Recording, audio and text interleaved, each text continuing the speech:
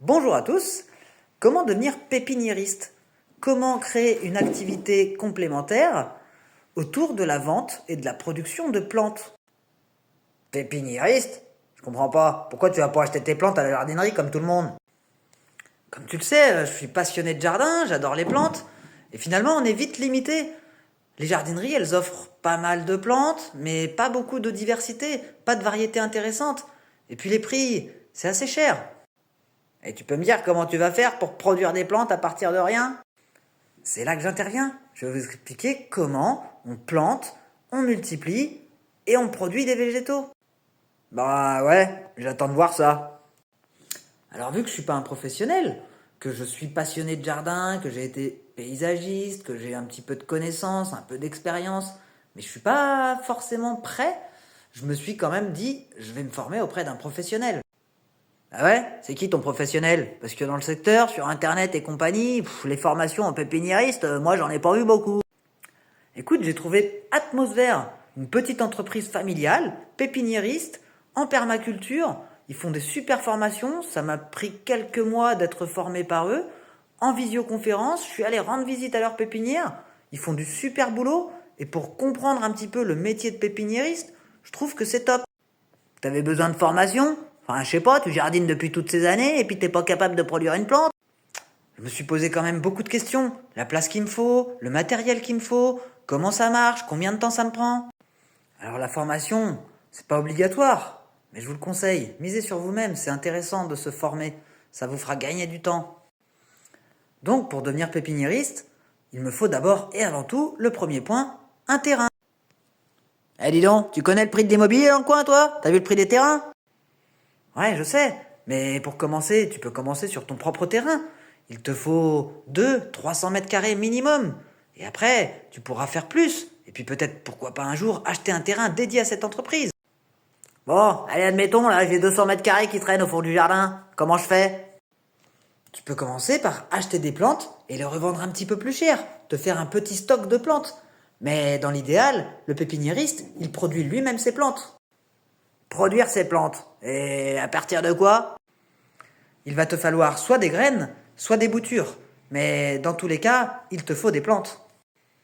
Maintenant que tu as ton terrain, il va falloir que tu plantes beaucoup de plantes, ce qu'on appelle les pieds-mères, qui vont te servir à obtenir des graines ou alors que tu pourras multiplier par bouture. Acheter des plantes, ça coûte cher. Moi, j'ai pas beaucoup d'argent. Je vais faire comment? La première année, pour le pépiniériste, ce qui est intéressant, c'est de commencer par les plants potagers. Tu pars d'une graine et quelques semaines après seulement, tu as une belle plante que tu vas pouvoir vendre. Ça te permettra de financer l'achat de d'autres plantes après.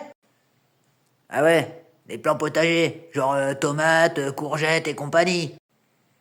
En faisant ton propre potager, tu vas apprendre auprès de la nature, tu vas produire ta propre nourriture, tu mangeras mieux, ce sera plus sain, et puis tu seras confronté au premier problème, la météo, l'arrosage, le terreau, la plante qui meurt.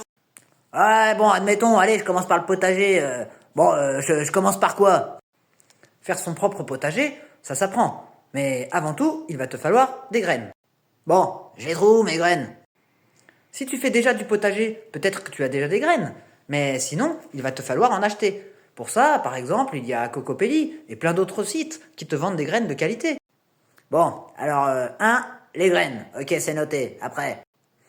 Pour le terreau, c'est pas évident. Il va falloir l'acheter. Dans un premier temps, c'est plus simple. Il y a des bons terreaux et des mauvais terreaux.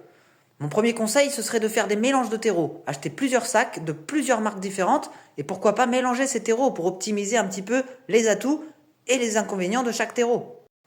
Alors, j'ai acheté mes graines et j'ai des sacs de terreau. Après, pour les pots et les godets, ça s'achète. Mais sinon, tu peux aussi en récupérer. Les mairies, elles en jettent plein. Les jardineries, parfois, elles en donnent. Et puis, il y a aussi les voisins, le stock de pots que tu as. Il va te falloir un maximum de stock de pots. Maintenant que tu as tes graines, ton terreau et tes pots, il faut lancer la production. Et donc, s'occuper des semis. Oh là là, semer, moi je sais pas trop comment faire. Comment on fait? Tu as plein de super tutos sur internet pour apprendre à semer tel ou tel légume. Mais ici, on est plus concentré sur créer une activité de micro-pépiniériste. Bon, et je fais ça où? Pour faire tes semis, il te faut de l'eau, de la chaleur et de la lumière. Donc pour ça, tu peux le faire soit en extérieur, soit sous des serres, des petits châssis, ou pourquoi pas même dans ta maison, sous des petites lampes. Personnellement, la première année, je l'ai fait sous une serre. J'ai planté mes petites graines, je les ai arrosées, et donc j'ai fait une surproduction. S'il me fallait pour moi, mon potager, 20 pieds de tomates, j'ai essayé d'en produire 2 ou 300 pour essayer d'en vendre à d'autres gens. Ah, ça y est, on va enfin parler pognon. Pour un pépiniériste, avoir des serres, c'est quand même mieux. Moi, j'avais pas beaucoup de sous. J'ai commencé avec une petite serre de 18 mètres carrés, que j'ai pas acheté très très cher sur le Bon Coin. Pour l'instant, ça commence à nous coûter cher l'histoire.